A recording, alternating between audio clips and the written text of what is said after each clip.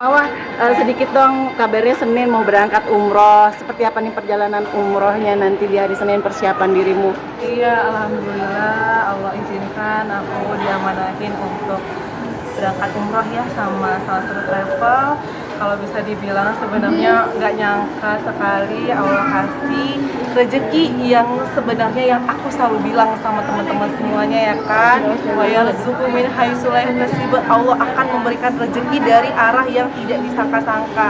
Ketika aku kehilangan Instagram, ketika aku kehilangan sosok yang mungkin berjasa atau yang bersejarah dalam kehidupan aku, ternyata Allah gantikan itu, Allah berikan itu kebahagiaan yang lebih-lebih lagi. Dan aku alhamdulillah nggak berangkat sendiri Kak, jadi sama mama aku berdua. Kalau kemarin kan aku sama anak aku ya, nah sekarang Allah kasih rezeki aku sama mama aku, alhamdulillah atas izin Allah. Anak-anak gimana kan nanti ditinggal?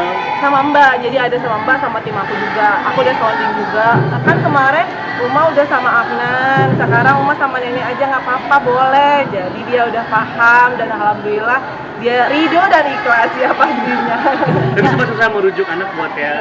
Enggak, sama sekali enggak, karena ya mungkin dia udah perlahan kan, aku juga sering bukan tinggal sih jatuhnya, aku selalu izin pamit untuk aku mau kerja ya, survive lah untuk dia juga. Aku selalu afirmasi positif untuk anak aku bahwasanya setiap apa yang aku lakukan di luar sana itu banyak hal yang semuanya itu terfokusnya untuk aku.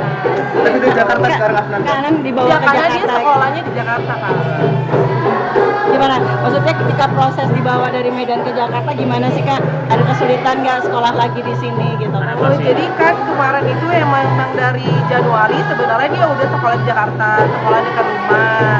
Jadi kemarin pas itu liburan, nah itu karena liburan jadinya ke Medan. Tapi after itu dia balik lagi pas udah masuk sekolah anak-anak tuh dia udah balik lagi sama mama aku sama Mbak juga. Ya alhamdulillah Allah kasih banyak nikmat ya, walaupun apa ya, banyak sekali nikmat yang disyukurin dari hal kecil aja kayak sama Mbak aja itu aku bersyukur banget karena alhamdulillah anak aku aman. Dan Mbak juga ngajarin parenting karena aku selalu ngasih tahu sama Mbak, ajarin ini ngaji. Jadi ketika dia mau kayak screen time gitu, ngaji dulu, hafalin ini dulu, hafalin surah ini dulu, baru boleh dia screen time kayak gitu sih Kak. Banyak ya parenting lah intinya gitu. Tapi Anan sendiri tuh ngerti nggak sih Kak, mungkin apa sudah tahu belum, maksudnya mama sama papanya tuh udah, tapi tetap waktu kalian parentingnya tetap jalan. Betul. Jadi kan ya selalu aku bilang ya, walaupun seperti ini tapi tidak mengurangi rasa cinta dan kasih sayang dari seorang ibu dan ayahnya juga. Jadi dari ayahnya juga sering seminggu sekali itu dia ke Depok kan, ke rumah ayahnya. Jadi Sabtu Minggu kalau dia lagi libur itu ke rumah ayahnya. Tapi dari situ udah balik lagi karena sekolah sama aku, dan aku yang harus memantaunya tumbuh kembangnya. Kak, ini menjadi contoh baik buat jadi contoh baik buat orang-orang yang yang berpisah dengan dirimu, dengan Bang Ihsanul tuh bisa klop walaupun berpisah tetap baik, memberikan waktu. Itu gimana Kak? Sebenarnya ada perantara ya, jadi aku juga tetap nggak komunikasi sama sekali sama beliau. Nah, melainkan sama mbaknya juga, alhamdulillah mbaknya juga tetap kondusif ya untuk memberikan kata-kata yang baik, afirmasi positif. Bahkan mereka selalu bertiga nih kalau misalnya lagi jalan-jalan tanpa ada aku. Jadi kayak mbak pun tetap aware lah untuk anak aku. Itu sih yang banyak kita syukurin dari insan sendiri juga, ya kita baik-baik aja. Maksudnya karena nggak pernah komunikasi dan menjaga hal yang di luar itu, jadi ya udah alhamdulillah aja. Kak, kemarin juga Ihsanul mengatakan bahwa dia dalam kondisi terpuruk, dia ngerasa semuanya hilang, dia merasa dia ini adalah introspeksi dia merasa menyesal, dan sekarang dia kondisinya kabarnya jualan sayur yang fresh itu gitu Kak. Iya. Dan dia merasa dia nggak kehilangan semuanya, Allah uji dia. Kak Mawar sendiri seperti apa nih menanggapinya? Jadi menurut aku kan setiap manusia kan pasti diuji ya, diuji sama Allah. Karena mungkin takdir yang udah Allah berikan itu jadi introspeksi diri kan, seperti yang dia bilang. Ya itulah salah satu bentuk ikhtiarnya dia, mungkin ya ikhtiarnya dia untuk survive ya, mungkin ya dia survive, aku juga survive. Apa tadi agak galau, apa gimana? Galau. Iya, maksudnya dia ngerasa introspeksi, dia menyesal dengan semua Allah ambil kan katanya. udah terlambat ya kayak. Nggak ada yang harus disesalin, yang ada yang harus introspeksi diri aja. Kita sama-sama saling introspeksi diri. ngumpulin Tahu juga. kabar itu Kak? Hah? Tahu kabar itu yang lagi jualan sayur itu? Oh, aku nggak tahu. profesi itu. Tapi ini nggak sih Kak, mungkin berefek kepada nafkah anak nggak sih? Apakah lancar, alhamdulillah, atau gimana nafkah anak? Enggak. Seperti apa? Nggak lancar. Tapi ya udah, oke.